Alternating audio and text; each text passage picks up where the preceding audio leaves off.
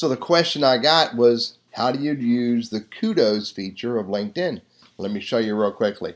Kudos starts under Start a Post, and right here it is, Give Kudos. It's really pretty easy, but it's all about want to recognize a colleague.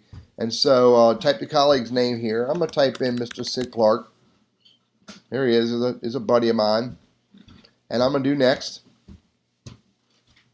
And I'm just going to say, I can choose options by scrolling down here, and just go with maybe thank you or team player, whatever is relevant, maybe making work fun.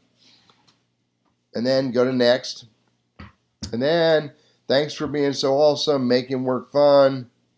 And then I can change this text and however I want to. There it is. Simple little kudos. And all I got to do now is I'll just hit enter and put it down here, hit enter, put that down there, and then I'll just hit post. It's that easy.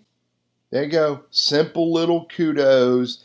Sid's going to get notified that I gave him a kudos, that I did this post. So he'll get a little notification, and likely he'll come back and engage on it in some way or another.